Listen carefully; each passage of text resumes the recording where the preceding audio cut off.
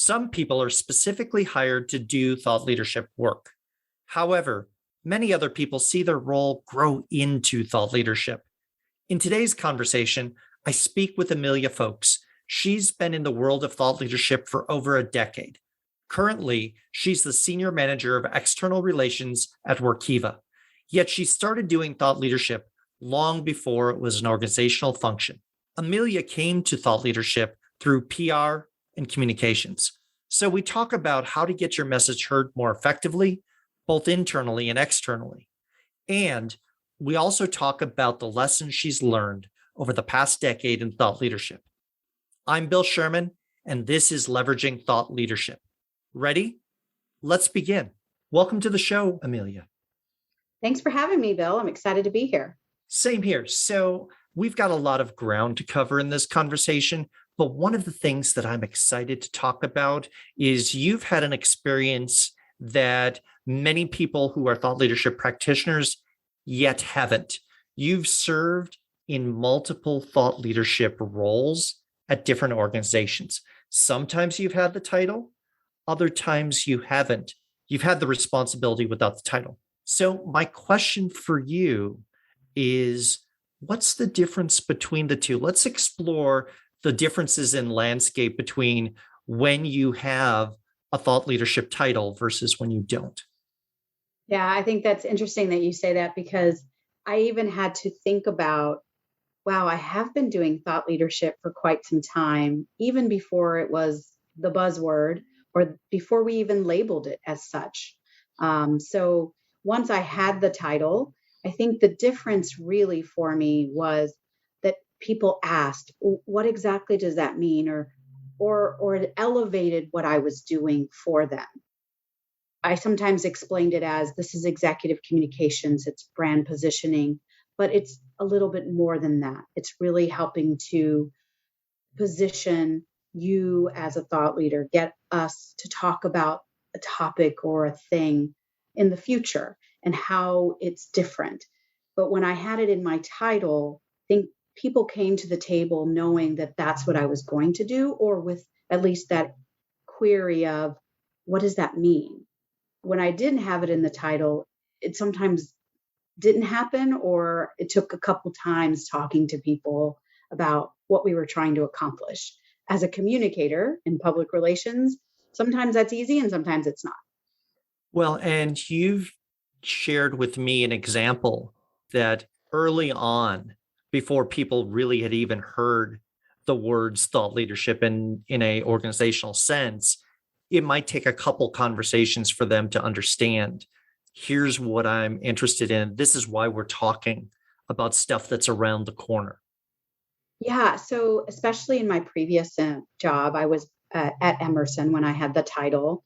It was a huge organization and we were doing a lot of wonderful things. We were also in a very, I would say, difficult areas, industrial manufacturing, dealing with digital transformation, cybersecurity, industrial IoT technology, things that even I at the time didn't understand. And obviously, what was really important was sales, growth of the company, selling your widget. And I brought to the table, like, that's important, but we also we have competitors doing the exact same thing. So, how do we position ourselves more than a vendor, but a solutions provider, or even more than that, a partner with our customers? And so, how do we really take our voice and level it up? And so, we have to come to the table with more than just, oh, we can sell you this. Even when we're doing traditional media relations, we can't talk to reporters with just, this is what we do. I think analyst relations is even just as important. We wanted to come to the table and say, we have this technology that will change how the world manufactures XYZ, or it will dramatically improve our emissions ability, to reduce emissions in the world, drastically making a difference, right? And this is like building safer, better manufacturing facilities. That's huge. That's, impactful. So I was trying to get people to understand we're not just going to try to sell the widget. We're not just going to talk about the widget and make, we're the best widget out there. But our widget is also the widget that's going to change the world. And so that's kind of that next level. And sometimes that took a couple conversations with people to understand, well, how do I say that? Or how is that different from what I'm already doing? Or why is that even important? And what I hear in your response is there's an element of storytelling and elevated storytelling where it's not just a widget with part specifications or even, hey, you have this need, we'll fill it, but you're painting a picture of the possible future and saying, if this is something that you want to move towards, if this is something that you value, we can help you get there, even though you didn't think it was possible before. Right. It has to be inspiring. It has to be forward looking. It has to embody trust, right, in what you're selling or doing. And sometimes when we talk about, I always talk about thought leadership as that thing around the corner. And if you're going to ask someone to trust you or to take that leap to do something that they've never seen it done before, or they're not sure they're ready to do it, you really have to build trust. And to me, that's thought leadership.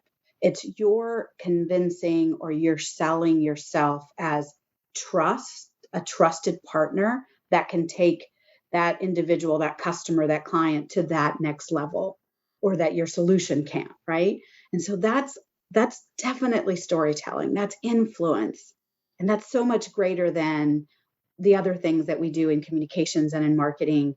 I believe it's definitely at the high level.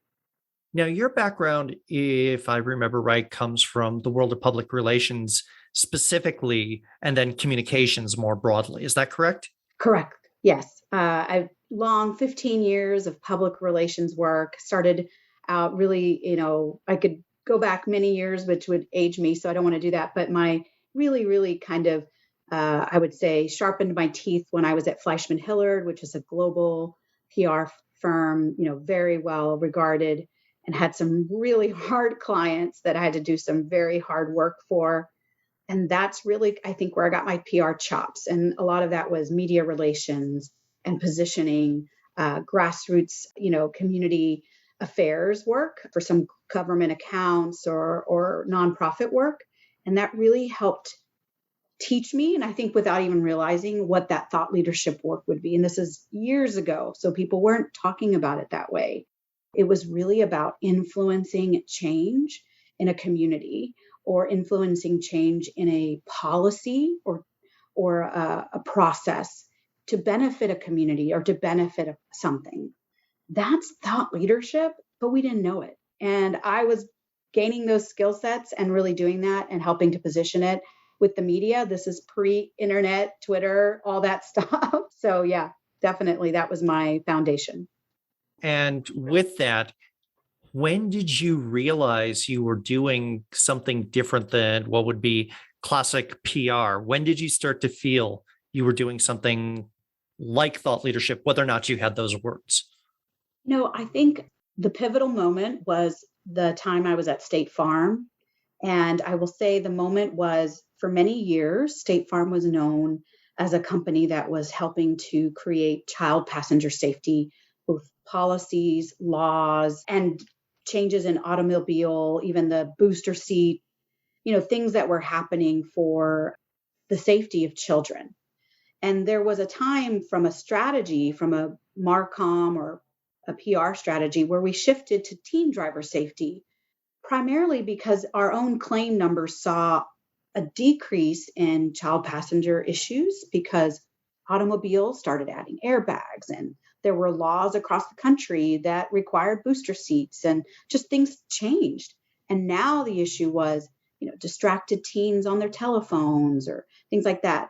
And I think in retrospect, I was like, wow, we helped change policy, and I'm not saying it was one company and by myself, but it was an industry, right? And I know Hmm. that State Farm was definitely a leader, but there were many other leaders and cell phone providers as well. But that was thought leadership, where an industry came together and said, lives are being lost. This needs to change. There needs to be an education. And then there was a point where, you know what, we've reached kind of an optimal. Now it's this other thing. And so I saw that kind of evolution. I even saw from teen driver safety that evolution to just distracted driving safety because adults became distracted. So it was funny because in the many years I was there, I saw that evolution. And I don't think I noticed it until I looked back and I was like, I was a part of that. Wow. We kind of, and now that I have teens myself and Hmm. I'm on the road, and where I live, we have, you can't use your cell phone in a school zone, or you have to have wireless devices. I myself think I helped make that happen. And I did that years ago. That's thought leadership. Well, and to build on that, there's a history in the automotive world and culture. So I think of Mothers Against Drunk Driving. And if you think about film history in the 40s and the 50s, if you watch films from those time periods, drunk driving was played as a comedy event, that Yeah. someone had been drinking and they're swerving across the road. And it's played for humor rather than, oh my gosh, this is reckless and dangerous, right? And so you had with MAD a number of people who said the current state is unacceptable. The world must change, right? And Right. so that first ability to see the problem, to call it out and say the world must change, I think is a foundation for thought leadership. But then you layer on something else. Once you climb that mountain, if you make the change that you want achieved, there's always another mountain behind, right? Right.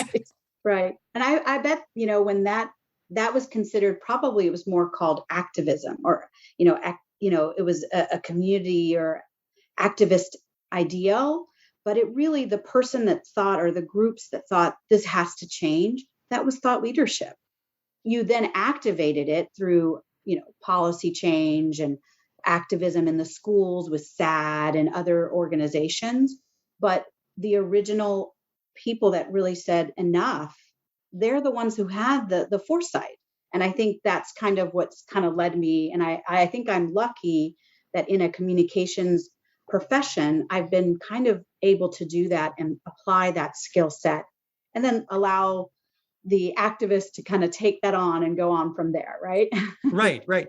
And one of the things we're jumping times, right? So we've talked about the age before social media and technology. Now we're in an age where there are so many additional tools rather than classic print, publications. And so our ability to get a message out as thought leadership practitioners, there's so many more broadcast channels, but there's also opportunities for narrowcasting as well as point casting, right? If you are enjoying this episode of Leveraging Thought Leadership, please make sure to subscribe. If you'd like to help spread the word about the podcast, please leave a 5-star review and share it with your friends. We are available on Apple Podcast, Spotify, and all major platforms, as well as at leveragingthoughtleadership.com. So I want to turn to your work today. And so tell us a little bit about the thought leadership work that you're doing now and how you're helping Workiva articulate and take its ideas to scale. Yeah. So I love how you took that and brought it to now, because it's so true.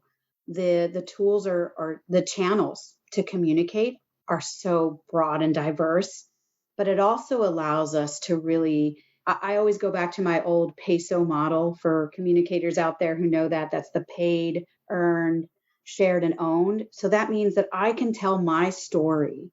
I can take my thought leaders, and we can pay to put that information out there, to paid partnership with publications or through ads. I could work, my old media 101 skills and get some earned interviews, or I can share it through social, or I can put my own blog out there. And we do it all.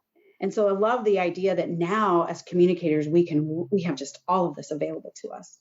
And at Workiva, we are really at the forefront of cloud technology for financial and non-financial reporting.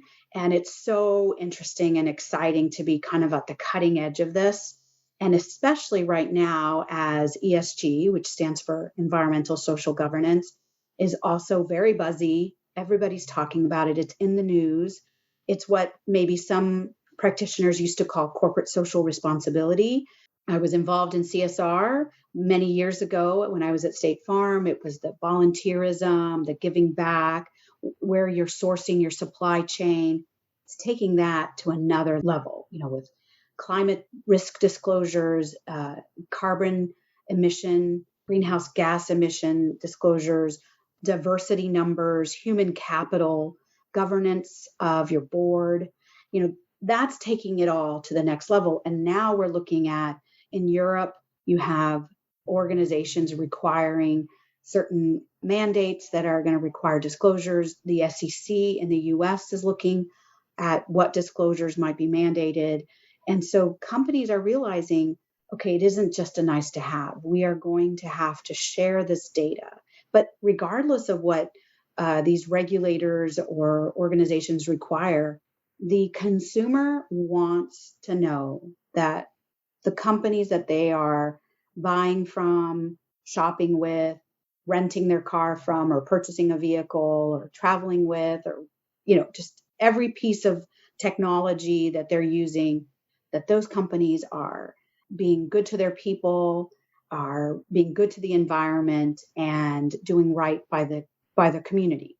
And so that's another like push to give companies an opportunity to really position themselves as thought leaders in whether it's the sustainability or diversity. And so great opportunity. And what we're doing at Workiva, what I'm getting to do is really take some brilliant people and help to position them to talk about some of these regulations or the new frontier of ESG, and talk about non-financial reporting in a financial reporting kind of view, which is going to be new and very complicated. And so that's been really interesting and great. And I think it's definitely a thought leadership position because it's not something we have to do right now, but it is coming. And if you look at that, you'll see classes such as financials for non-financial managers. Here, it sounds like what you're talking about are non-financials for financial managers, right? So you're flipping it in some ways, right? Right. And my question is, what modalities are you using? What sort of, we talked about paid, earned, shared, and owned, right? But what modalities are you using to get the message out? We're actually using a ton of different opportunities right now because we have great spokespeople. We are looking to both position interviews as well as sharing our own content via blogs. And one of the things that we haven't used, that it's interesting because at Emerson we used it quite often, that I've wanted to kind of bring to the table here, which I think it helps to position thought leaders, is LinkedIn long form. And I think you use it, Bill, personally.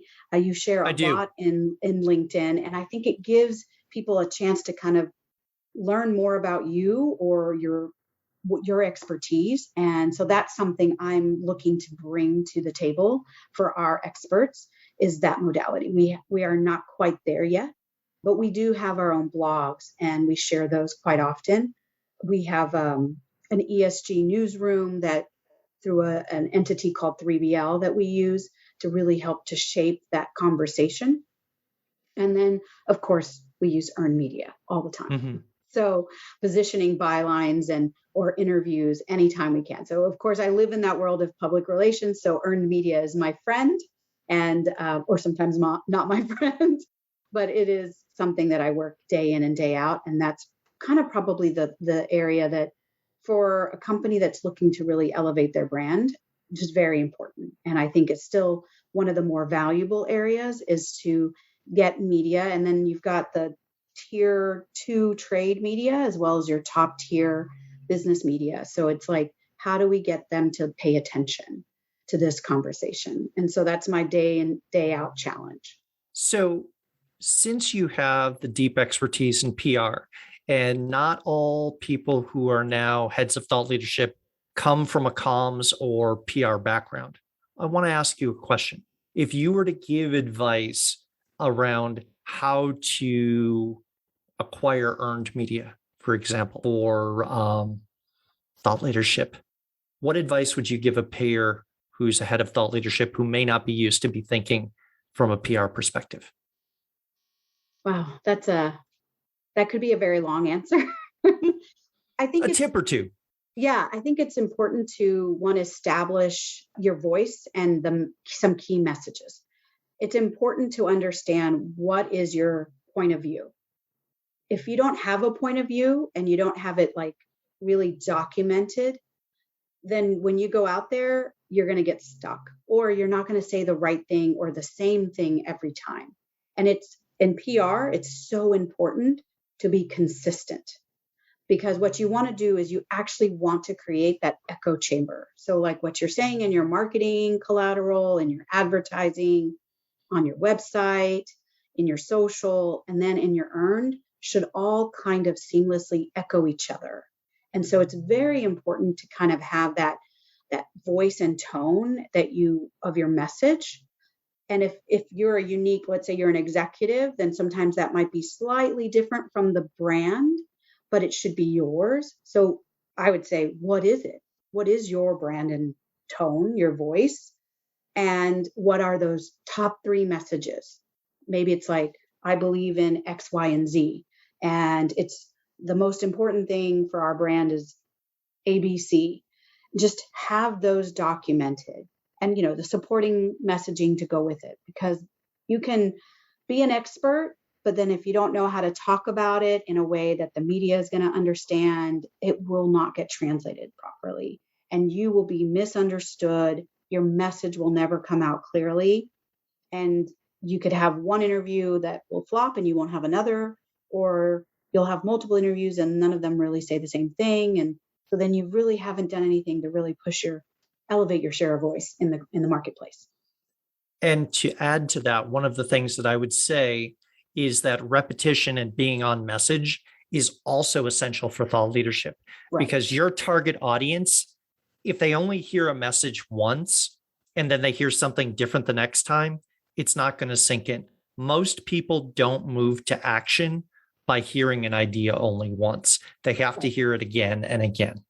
Well, and I think a perfect example is the work I did at State Farm. It took years, Mhm. years. And, the example you gave. So you definitely, it's also not a one and done, it's repetition and long. When I was at Emerson, I was really helping to position our thought leadership around cybersecurity. That was not going to happen in one day, not even in 3 months. It was going to happen over years, 18 months. It was a steady drumbeat, a cadence, a repetition of what we were saying. And even as things were coming at us, like major, cyber risks and hacks happening around the world, you just stay the message, stay the course, because then people will start to think, oh, that company, Emerson, this, that, I remember now. And that takes time. And that's what I'm fairly new at Workiva. That's what we're starting to do. And actually, we've had some great success where an analyst literally repeated some of our messaging. And I'm like, it's working. They are saying what we're telling them to say. That's great. When you can see a third party repeat what you've been putting out in the ether, that means it's working, but it takes time. Absolutely. And so, as we begin to wrap up, I have a question for you that involves thinking back. You described how you sort of migrated into the world of thought leadership as a practitioner. And at that time, there wasn't the language, there wasn't the framework there is now. But if you were to think back to yourself in those early days, what advice would you give yourself early on as a thought leadership practitioner based on what you know now? That is a really good question. I think I've always thought about in the back of my mind that there was something I was doing that was just really important. And I think what I would tell my past self is when you've got a like a feeling in your gut, or maybe it's in your heart, to just keep at it. I've always had this feeling that something was going to change in a few years. I had a wonderful boss one time tell me, "You're always like 3 years ahead of us.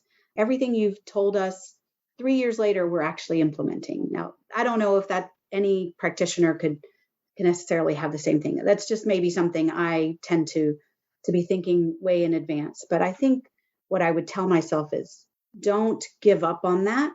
Keep pushing forward for things that are hard. I don't know if that answered your question, because I think sometimes you want to give up when it's hard, and or people are like, "No, we just need the sale tomorrow, Mhm. quick." That's sometimes you just want to say, "Okay, let's just do what we have to do." And I think I would recommend just keep at it. Keep at it. Well, and seeing around the corner for the future and knowing that those are either the future sales of the organization or the policy that needs to be implemented, among a community to make those things happen. If you keep pushing it into the future, it never comes to today. That's a good point. Yeah, I never thought of it that way. Yeah, that's really good. I think just churning along, right, and not giving up, and always having that vision. I think vision is, you didn't put in vision casting, but I like to always Mhm. say vision casting. Like, back in the day, I had my vision board, or I think you even hear people jokingly talk about a vision board. Those things are really great for thinking about what can I accomplish. And I think also as a someone who leads thought leadership, it's really fulfilling to know that you're a part of something that could potentially that is, and not all thought leadership is going to be like changing the world, but it is still some you're leading or influencing some kind of change, and I would assume for the better. And that's super exciting, right? It makes it a whole lot more fun to wake up in the morning and dive into the work of the day when you can know that when you look back and you see those wins and you say, oh, yeah, that did change. Yeah, exactly. And it creates like a bold leadership, I think, right? It gives you Gotcha. that actionable insight. So, bold leadership and actionable insights, I think those are two great takeaways. There's a lot more we could talk about, but Amelia, thank you. Let's leave it there. Thank you, Bill. I appreciate it. I hope people will enjoy what we've talked about. If you're interested in organizational thought leadership, then I invite you to subscribe to the OrgTL newsletter. Each month, we talk about the people who create, curate, and deploy thought leadership on behalf of their organizations. Go to the website orgtl.com and choose Join Our Newsletter. I'll leave a link to the website as well as my LinkedIn profile in the show notes. Thanks for listening, and I look forward to hearing what you thought of the show.